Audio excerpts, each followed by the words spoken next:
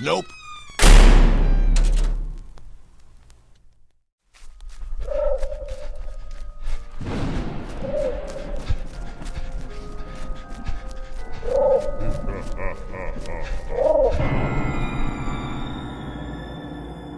Hello, dear listeners, and welcome to episode 45 of the Nope Too Creepy podcast. Since the new year is right around the freaking corner, that means this will be the final episode of 2022. And dear listener, I also want to take this time to announce that the show will be taking a small hiatus at the start of 2023.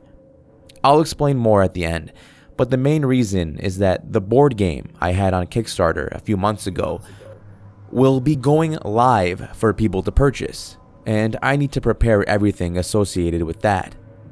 The game, Encounters, is a game about hunting cryptids. You know who else loves hunting cryptids? The four dudes in this first story. Ooh, that's a nice transition, huh? Join a group of teenagers who pick a very unique way to ring in the new year by exploring a haunted hospital. Honestly, that sounds like fun to me. Written by Perplexed Possum, aka Larry the Plague Doc on Reddit, here is New Year's Fear.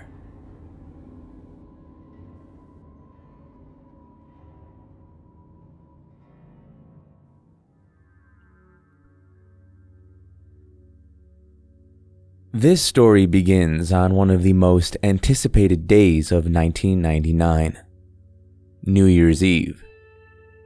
For 3 weeks, my friends and I were planning to go to an old, abandoned hospital that was supposedly haunted. We had always wanted to be ghost hunters ever since we first watched Ghostbusters as kids, and now we were finally going to do it.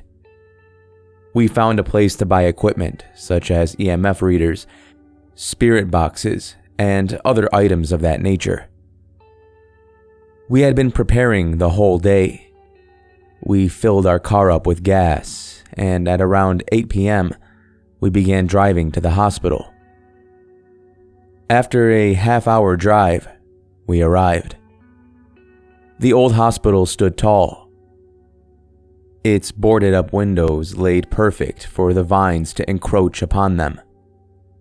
We stepped up to the rusted metal doors, and after trying to open them, we realized, even though this building had been around for decades, the doors were still locked tight.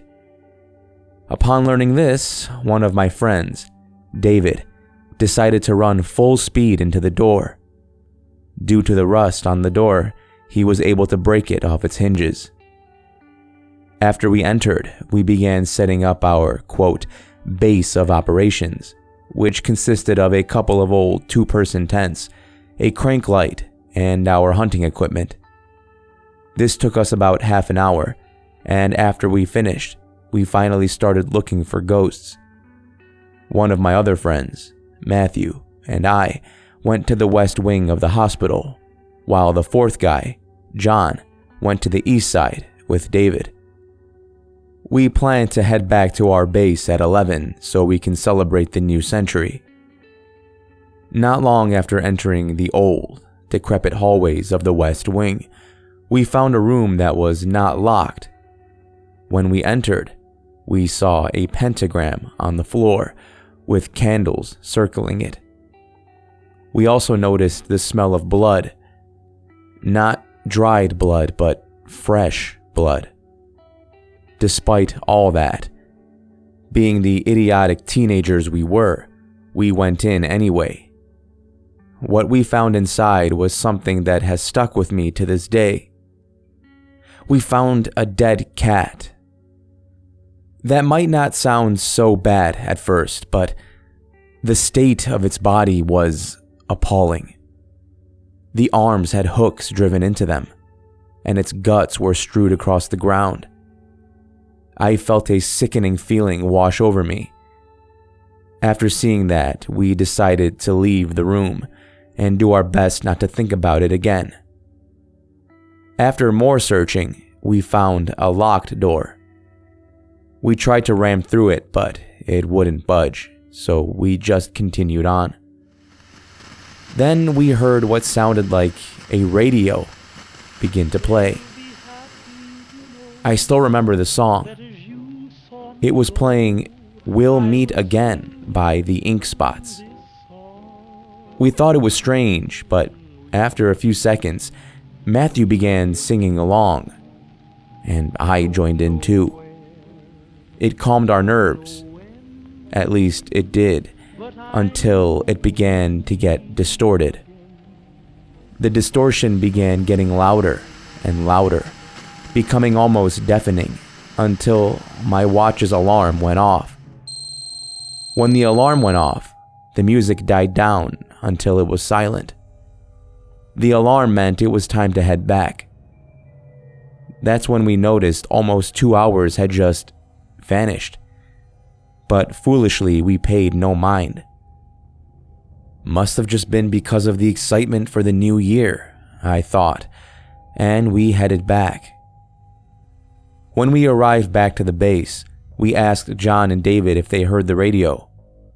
They replied no, which we felt was weird, but nevertheless, we weren't going to let that ruin the night. We cracked open the beer cans we brought with us and began to prepare ourselves. When the clock finally read 11:59 p.m., we began to count down. 10, 9, 8, 7, 6, 5, 4. Before we could reach 3, we heard a loud bang come from around the corner. "Shit!" my friend David shouted. "We missed the countdown." We all realized we missed a once-in-a-lifetime event, all because of a sound. After a few minutes of feeling sorry for ourselves, John suddenly remembered about the key he had found while exploring with David. When he said this, Matthew and I looked at each other and remembered the locked door we came across on our side. We told them about it, and we all decided to head back there to see if we could get in. After our walk to the door, John put the key in, and it actually worked. The old metal door creaked open, and we found there was a staircase leading down to a lower level. "I don't remember reading about a basement here," David nervously told us. Unfortunately, being the alcohol-fueled idiots we were in the moment, we thought it would be a great idea to head down into the seemingly endless abyss of the stairwell. Matthew went ahead with one of the lights. I was behind him with the EMF reader. John had the spirit box, and David had the other light, and a knife which he smuggled onto the trip without our knowledge. Eventually, we reached the bottom, and we were met with the smell of sulfur. It was horrible, but we continued through. It seemed as if the place we were in was new. It didn't have any rust or paint flaking off the walls. We found a door, and when Matthew began opening it, the EMF reader began going off. We freaked out, but for some reason, John turned on the spirit box and said, "If you're going to kill us, can you say so?" Thankfully, that was left without a response. We decided to enter the room behind the mysterious door. It was some type of an office with multiple desks and chairs. After entering the room, the EMF reader calmed down, and we set up 2 pencils we brought with us. We put one pencil on the table, thinking that we could try to make the ghosts move them. After a few minutes of nothing happening, one of the pencils actually fell off the table. We each jumped because the table was a completely flat surface. Then, all of a sudden, the room's temperature dropped to the point where we could see our breath. Before we could even acknowledge the cold, the door slammed shut behind us, locking us inside. For protection, we made a makeshift fort out of stacked tables in one of the corners. It was stupid, I know, but again, we were a bunch of drunk teenage idiots who had no idea what we were doing. After about 10 minutes of sitting there, cowering in our table fort, that, looking back, could have easily crushed us if it fell, we all heard a woman's voice. After hearing it, I began to feel a strange sensation. It was a feeling of both comfort and panic. Not long after that, I felt a droplet of liquid land on the back of my neck. I hesitantly looked up, and that's when I saw it.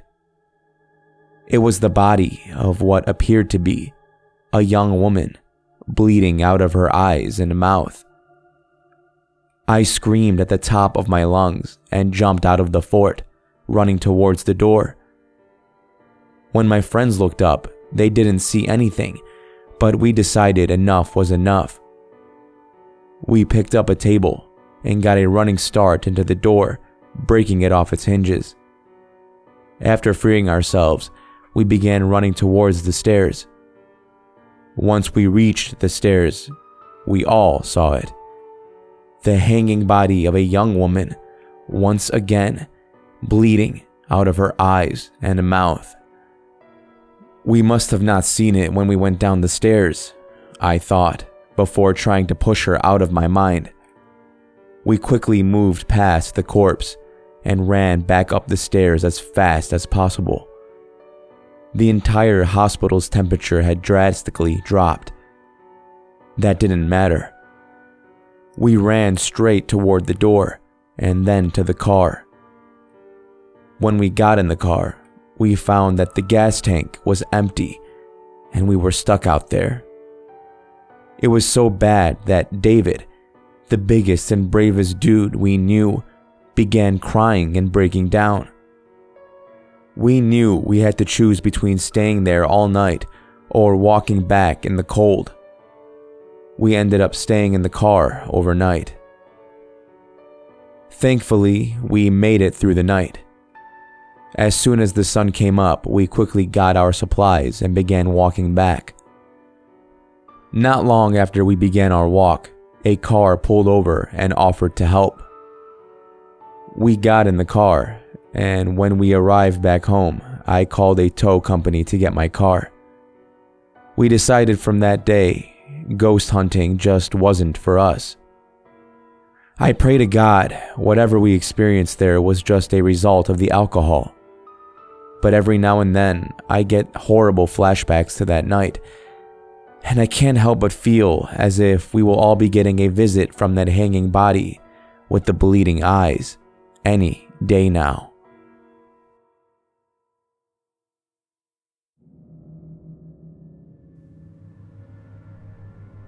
I don't know what they're complaining about. They got exactly what they went looking for, right? Exploring haunted places and producing a series of videos is one of my big goals for next year, so I'm kind of jealous, but whatever. Let's hope when I do begin that pursuit, I have better luck than the people in this next story. A young couple celebrating the new year stumble across a grisly crime scene with a written account of exactly what took place, and it turns out to be something they could never be ready for. Written by Reddit user WeirdBryceGuy. Sit back and enjoy. A camping trip to celebrate the new year was a terrible idea.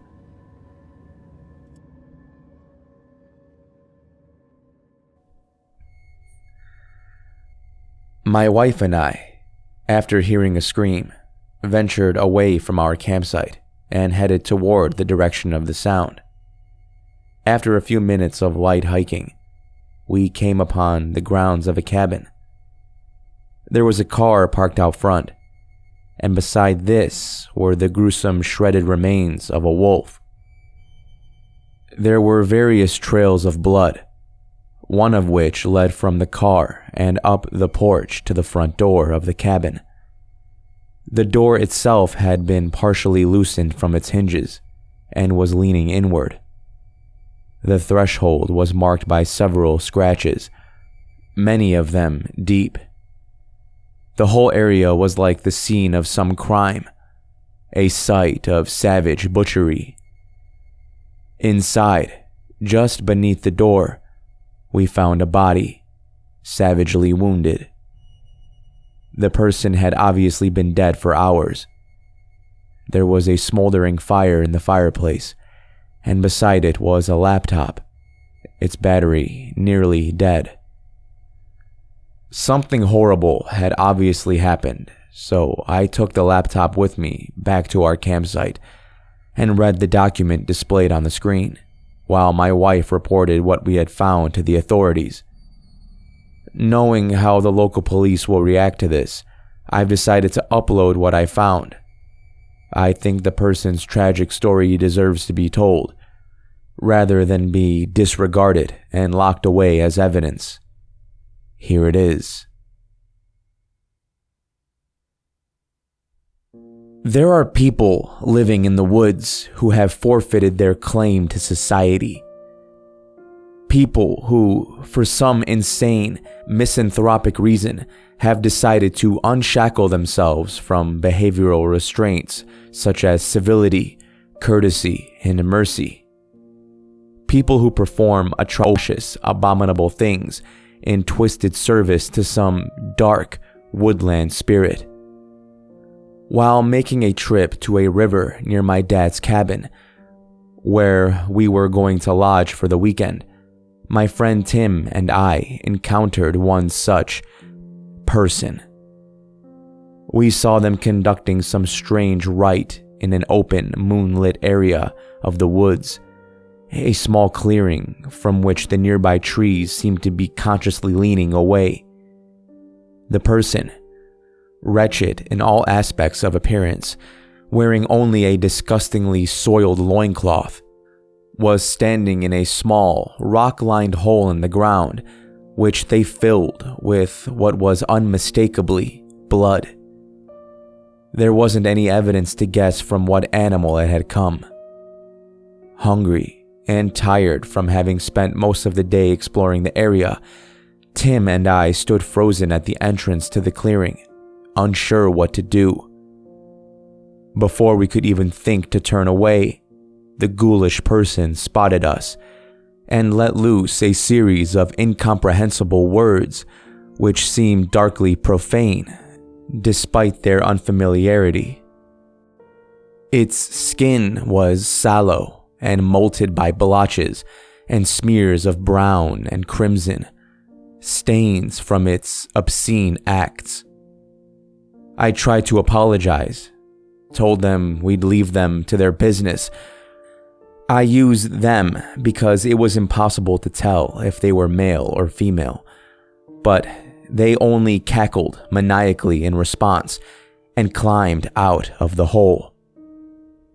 Tim apparently was not as repulsed as I was because he approached them, repeating what I had said.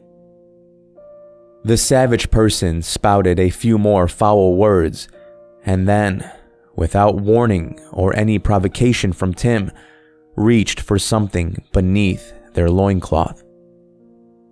I hadn't seen anything hanging there before, but when they withdrew their hand, there was a small, round, leathery object, no larger than a baseball. I immediately got bad vibes from it, and Tim must have as well, because he turned to me and motioned for me to move away. I did, and beckoned him to follow, but before he could retreat, the crazed person leapt forward, seizing him in a surprisingly powerful hold around the waist, and bit him on the neck. Tim fell down, and the roughly spherical object the deranged person had been holding rolled away. Something about its movement reminded me of something else, but I ignored the thought and went to Tim's aid. The feral thing was attacking him, clawing at his stomach with its savagely long nails, and Tim was repeatedly thrown off balance by the pack still attached to his back.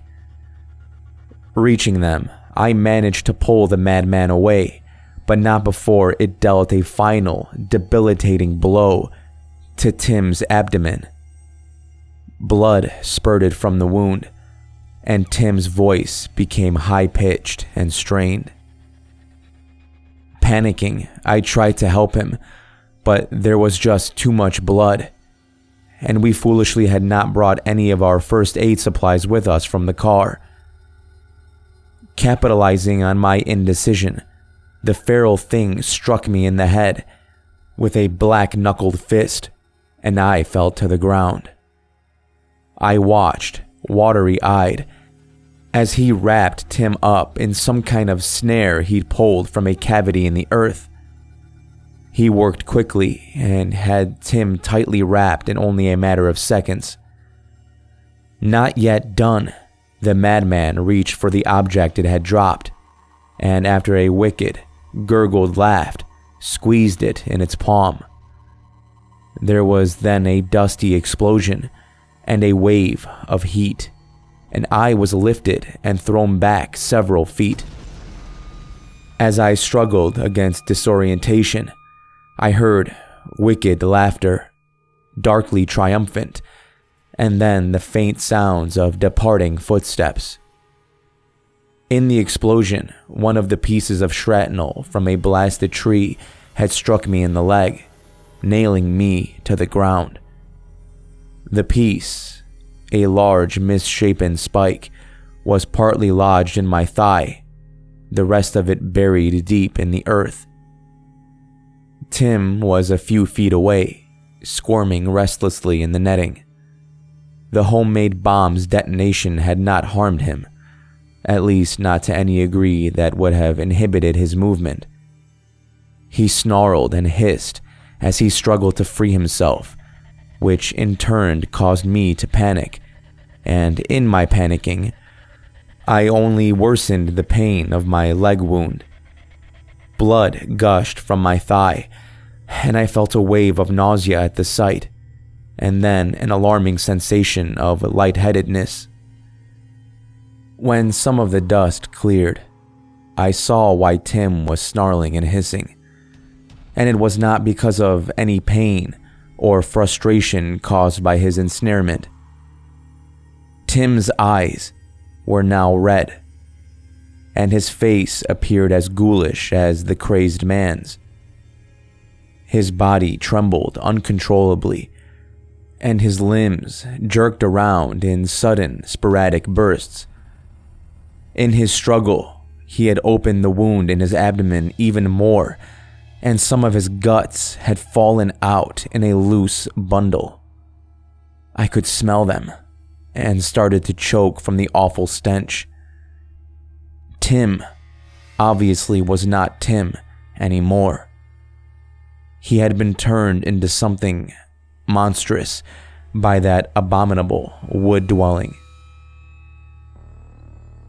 Moving only caused more pain and more blood loss, and yet I had to move, because Tim's restraints were coming undone. His sheer undead tirelessness was quickly loosening the knots. In mere seconds, he would be free. With my heart pounding in my chest and tears streaming from my eyes, I grasped the chunk of blackened wood and slowly pulled it from my leg. The pain was indescribable. There is no comparable analogy I can think of to accurately express the agony of its grisly unsheathing. When the piece was out, blood started flowing even more profusely, so I gathered a handful of dirt and packed it into the wound. Then I used the leaf as a makeshift bandage, my blood working as an adhesive. It was unsanitary and an invitation for infection, but I didn't have any other option at the time.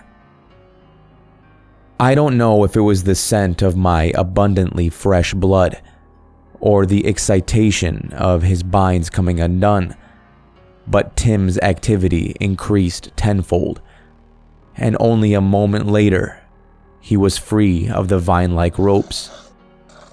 The sight of him rising to his feet, internal organs hanging loosely from the tear in his shirt, was sufficiently terrifying to induce my own state of hyperactivity.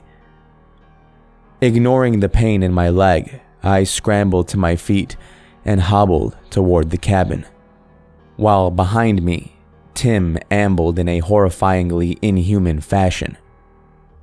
I didn't bother ducking beneath branches, but plowed through them, certain that if I made any overt maneuvers, I'd collapse and fall prey to my cannibalistically ravenous friend. Thankfully, a wolf, perhaps having scented my blood, came howling from some dark corner of the woods, and the noise briefly distracted Tim. In the absence of his pursuit, I managed to enter the front lawn of the cabin, where I found my backpack lying on the ground by the car, its pouches unzipped. Wasting no time, I was searching for my car keys and found them just where I had left them. There was a commotion in the woods behind me, the details of which were hidden from view by the shadows. I wasn't sure who I hoped was the victor. If it was Tim, it meant that he was stronger than a wild wolf. If it was the wolf, then there might be an undead wolf, which I knew was not something I was able to contend with. Feeling the return of the lightheadedness and the accompanying panic, I quickly limped around the car to the driver's side. I climbed in, shut the door, and inserted the keys, resisting the desire to take a break now that I was in a, quote, safe space. I turned the key, anticipating the wonderful sound of the ignition starting, but nothing came. Trying again, I was met with the same silence, the same mechanical inactivity. With a groan and another wave of pain, I managed to get out of the car and hobble around to the front. Upon opening the hood, I was met with a startling sight, one that sent my heart plummeting into my stomach. The entire engine was missing. In my absence, someone had removed it. I had my ideas who that someone might have been, but I knew that it no longer mattered. There wasn't anything I could do about it. A feeling of extreme tiredness then hit me, and all I wanted to do in that moment was to lie down on the grass and rest. But just then, something stirred the bushes just beyond the lawn. Leaning against the car, I turned toward the source of the sound and saw Tim emerge from the shadows, drenched in blood, with several new gashes on his face, neck, and chest. The wolf had put up a solid fight. In Tim's right hand was the animal's mangled corpse, what was left of it, at least, which he began to drag from the site of their brawl. Looking me in the eye, his bloodshot and full of malice, he tossed the limp carcass toward me, and it landed with a wet thump just a few feet away. The thing looked sickeningly deflated, and I saw a large chunk of its abdomen missing. Tim had fed on the thing after killing it, but apparently he had not been satisfied by the meal, because after an inarticulate and possibly derisive gurgle, he came lunging at me, bloody hands outstretched. Surprising Tim, and even myself, I managed to avoid his grab by pushing away from the car and sending myself falling a good distance away. Tim collided with the car, and I nearly vomited after hearing the wet slap of his entrails against the door.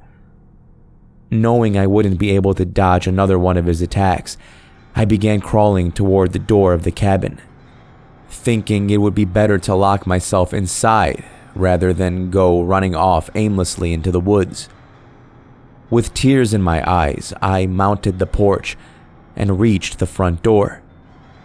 Thankfully, I'd left it unlocked, and with the last reserves of my strength, I pushed it open and, using the doorframe, pulled myself inside. Just as I shut the door, Tim came up the porch steps. His body collided ineffectually against the door. He reared back and charged it again, and I remained conscious only long enough to be sure the door would hold. With no strength left in me, I passed out. I awoke a few hours later, feeling no better than before. It was still night outside, and the stenches of death and early decomposition were not only still in the air, but were more prevalent than they were during my flight from Tim. Sitting up, I checked the door and laughed softly to myself at seeing it unlocked. My foot, the one belonging to the punctured leg, had acted as a doorstop through the night. If Tim had been a bit smarter, he could have forced it open by turning the knob and pushing against my enfeebled limb. Still feeling drained, I drew from the reserves of strength that rest had barely replenished and forced myself to a sitting position. From there, I leaned forward and locked the door, then crawled/pulled myself to the kitchen, where I got a bottle of water from the fridge. There was not any food inside. There hadn't been a chance to unpack it earlier in the day, so I settled on munching on ice cubes from the freezer.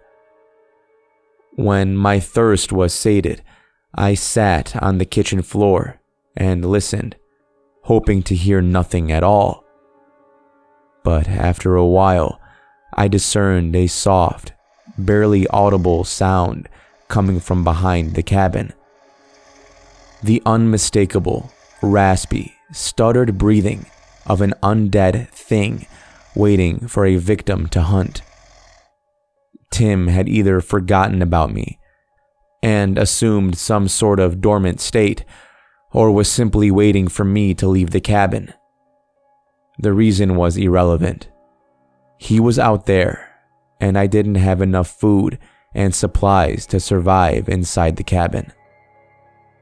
Now deeply conscious of how much noise I was making, I laboriously made my way into the living room and climbed up on the couch with my water bottle. I cursed myself for leaving my pack outside, but accepted that it was lost. I wasn't going to risk opening the door and grabbing it. Instead, I used what was left of my water to clean out the wound and used some paper towels from the kitchen to redress it. Not much better than the dirt and leaves, and it wasn't pretty to look at, but the skin of my thigh was not, yet, a sickly color, and the only bad smell was the blood-drenched clump of dirt. I found a pack of matches on the mantel above the fireplace. I lit a fire and curled up as close to it as I could without burning myself. As the night deepened, Tim's breathing could be heard with eerie clarity above the night's ambience. Physically, I felt awful. Emotionally, I was anxious and afraid, and I could feel the encroaching depression and dissociation of having witnessed such appalling things.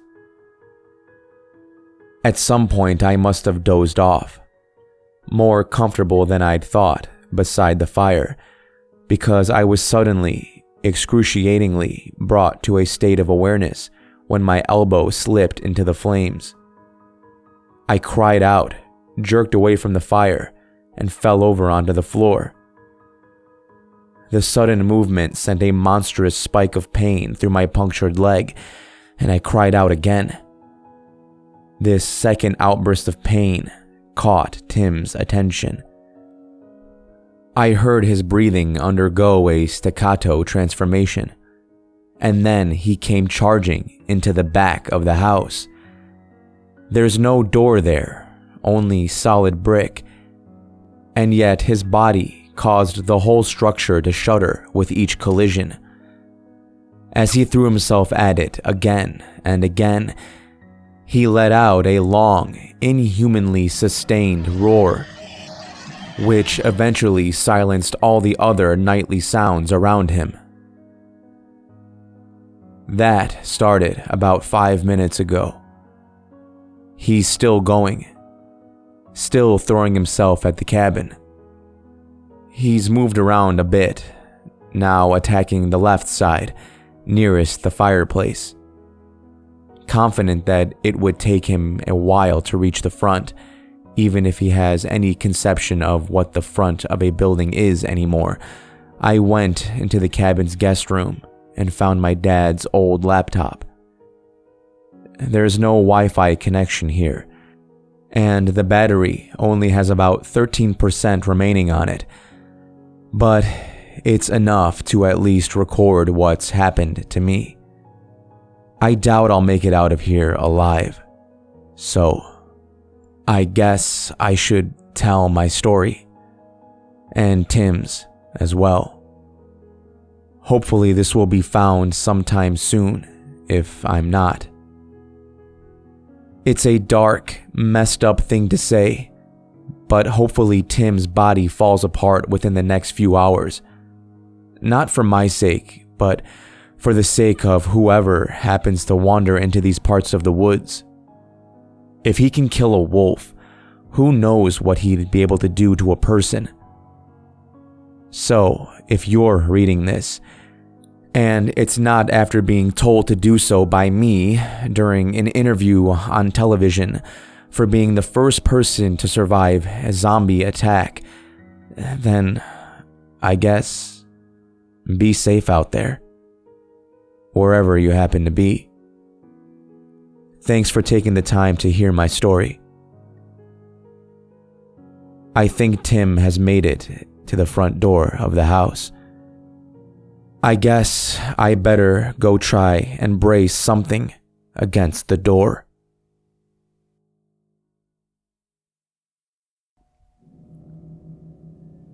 Thank you for joining me in this episode of the Nope Too Creepy podcast. If you're interested in learning more about the authors, links to connect with them can be found in the show notes. I want to remind everyone that the show will be taking a break after this episode.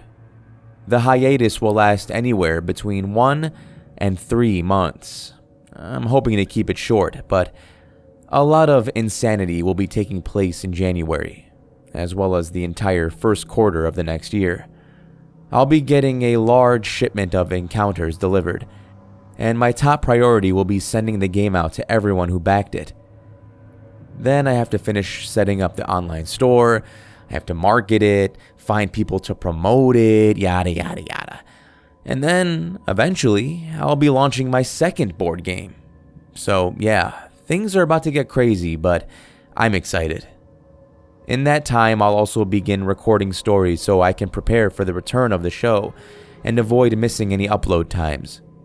A lot to do, but it can be done, and I look forward to the return. I want to wish everyone a safe, fun, and hydrated New Year. Let's not become another victim of National Hangover Day, people. Drink some water throughout the night, and maybe down a Gatorade before passing out, hopefully, in your own beds.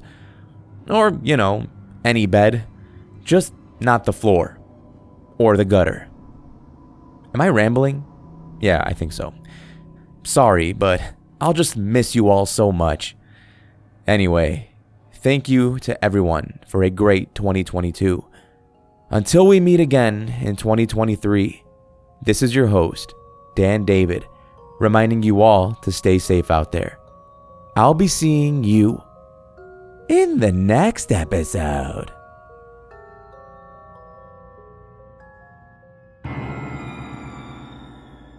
Nope.